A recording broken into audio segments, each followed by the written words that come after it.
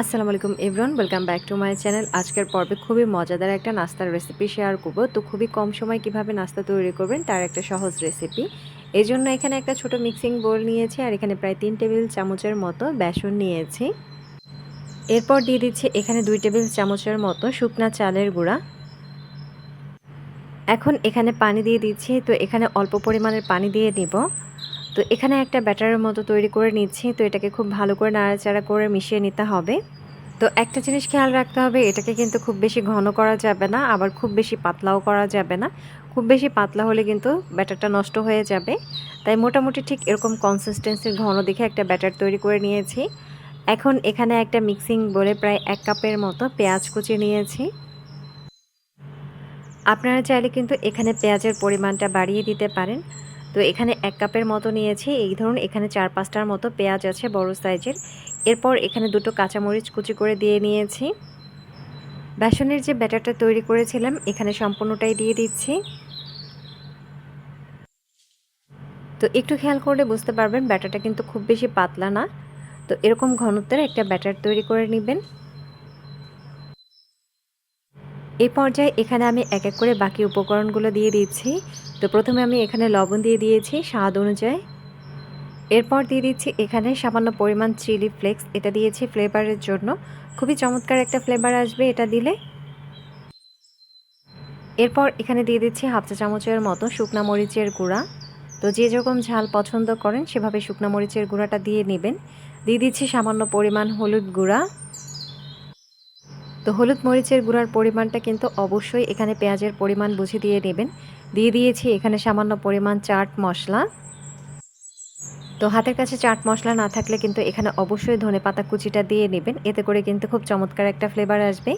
এরপর এখানে সামান্য পরিমাণ ধনে গুঁড়া দিয়ে দিয়েছি। এরপর দিয়ে দিচ্ছি এখানে সামান্য পরিমাণ ভাজা জিরার গুঁড়া। এরপর দিয়ে দিচ্ছি খুবই সামান্য পরিমাণ জর্দার রং, এটা একেবারে অপশনাল, চাইলে দিতে পারেন বা চাইলে কিন্তু এটা স্কিপ করে দিতে পারেন। এটা না দিলেও কোনো সমস্যা হবে না।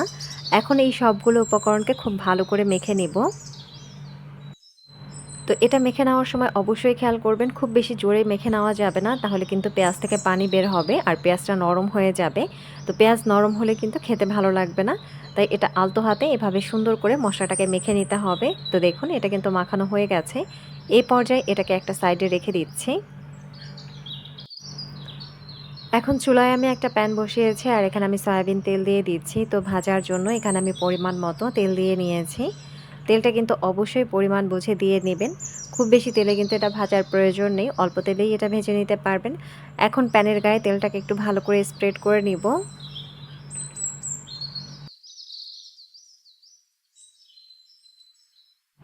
তেলটা যখন হালকা গরম হয়ে আসবে তখন কিন্তু এখানে এক এক করে ঠিক এভাবে পাতলা করে পাকোড়ার মতো করে দিয়ে দিচ্ছি।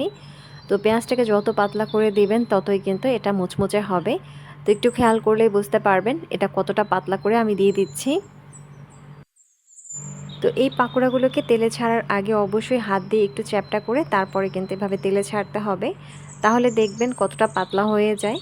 আর বাইন্ডারের কাজ করবে বেসন আর চালের গুঁড়া, তাই খুব সহজেই কিন্তু এটা ভাজা হয়ে যাবে।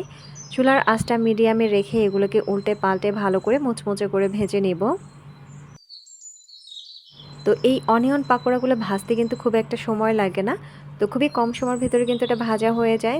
যখনই দেখবেন যে এটার কালারটা চেঞ্জ হয়ে গেছে তখনই বুঝতে হবে এগুলো ভাজা হয়ে গেছে। এখন এর তেলটাকে খুব ভালো করে ছেঁকে তারপরে একটা প্লেটে তুলে নিচ্ছি। তো এর কালারটা দেখুন কতটা সুন্দর হয়েছে, দেখতে খুবই আকর্ষণীয়, খেতেও কিন্তু খুবই মজার। অবশ্যই বাড়িতে এভাবে একবার হলেও ট্রাই করে দেখবেন। তো এর তেলটাকে খুব ভালো করে ঝরিয়ে নেবেন, চাইলে কিন্তু এটাকে টিস্যু পেপারের উপরেও তুলে নিতে পারেন।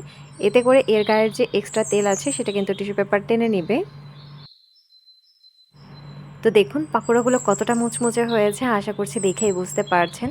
তো ভীষণ মুচমুচে এই পাকোড়াগুলোকে আপনারা চাইলে টমেটো সসের সাথে সার্ভ করতে পারেন বা চাইলে কিন্তু গ্রিন চাটনির সাথেও সার্ভ করতে পারেন। তো বিকেলের চায়ের আড্ডায় কিন্তু এই পাকোড়াটা একেবারেই জমে যাবে। তো অবশ্যই বাড়িতে এটা একবার হলেও ট্রাই করে দেখবেন। তো আজকের অনিয়ন পাকোড়ার রেসিপি এই পর্যন্তই। ভালো লাগলে অবশ্যই একটা লাইক দিবেন, কমেন্ট করে জানাবেন কেমন হয়েছে। আর অবশ্যই আমার চ্যানেলটিকে সাবস্ক্রাইব করবেন, পাশে থাকা বেল আইকনটি ক্লিক করে দিবেন যাতে নিত্য নতুন ভিডিও দেখতে পান। আল্লাহ হাফিজ।